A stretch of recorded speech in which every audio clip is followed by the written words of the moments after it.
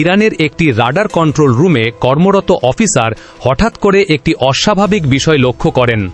তাদের রাডার স্ক্রিনে দুটি অচেনা হেলিকপ্টার ধরা পড়ে।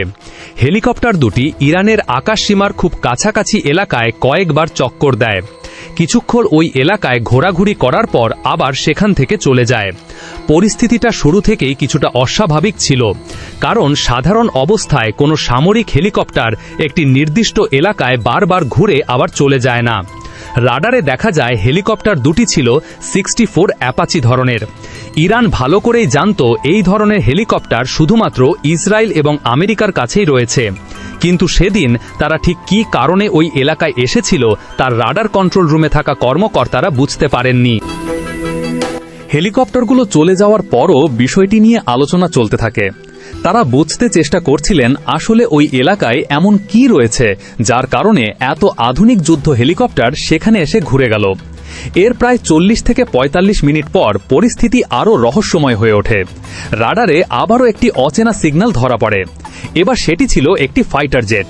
রাডার কন্ট্রোল রুমে থাকা অফিসাররা লক্ষ্য করেন ফাইটার জেটটি ঠিক একই এলাকায় আসে, কিছুক্ষণ সেখানে ঘোরাঘুরি করে এবং কয়েকবার চক্কর দেওয়ার পর আবার চলে যায়।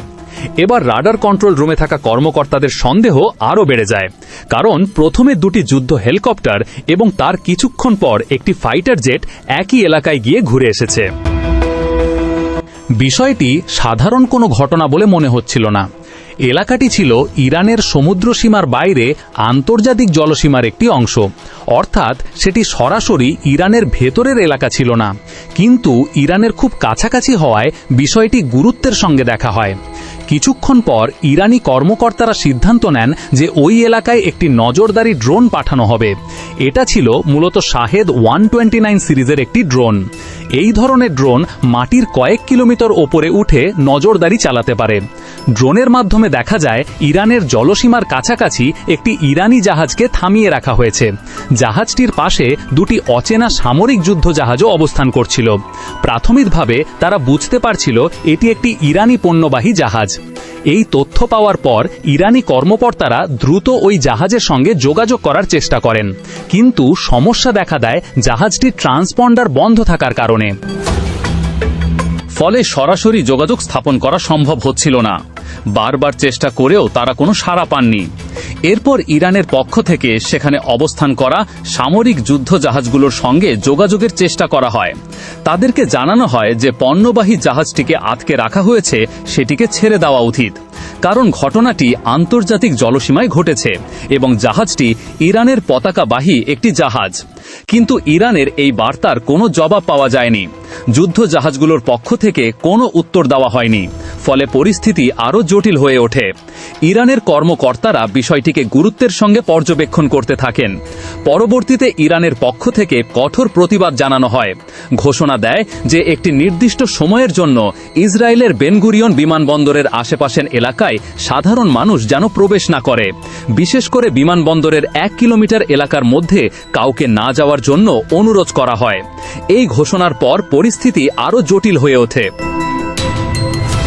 কয়েক ঘন্টা পরে ইরানের বুশেহর অঞ্চলের একটি সামরিক ঘাঁটি থেকে একের পর এক ক্ষেপণাস্ত্র উৎক্ষেপণ করা হয়।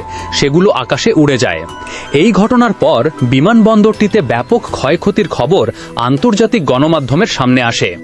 এদিকে ইসরায়েলের পক্ষ থেকে বলা হয় পণ্যবাহী জাহাজটিকে থামানো হয়েছিল সেটি শুধুমাত্র সাধারণ নৌ পরিদর্শনের জন্যই, অর্থাৎ জাহাজটি পরীক্ষা করার উদ্দেশ্যে কিছু সময়ের জন্য দাঁড় করানো হয়েছিল। এর বাইরে অন্য কোনো উদ্দেশ্য ছিল না বলে দাবি করা হয়। ইসরায়েলের এই বক্তব্যের কয়েক ঘন্টা পর অবশেষে আটকে রাখা পণ্যবাহী জাহাজটিকে ছেড়ে দেওয়া হয়। এরপর ইরানের পক্ষ থেকে আনুষ্ঠানিকভাবে একটি বার্তা দেওয়া হয়। সেখানে বলা হয় ইরানের যে কোনো সম্পদ, পণ্যবাহী জাহাজ অথবা অন্য কোনো জাহাজের বিরুদ্ধে কেউ যদি পদক্ষেপ নেওয়ার চেষ্টা করে তাহলে তার কঠিন জবাব দেওয়া হবে। ইরানের বক্তব্য ছিল স্পষ্ট, তারা তাদের সমুদ্রপথে চলাচলকারী জাহাজগুলোর নিরাপত্তার বিষয়টি অত্যন্ত গুরুত্বপূর্ণ বলে মনে করেন।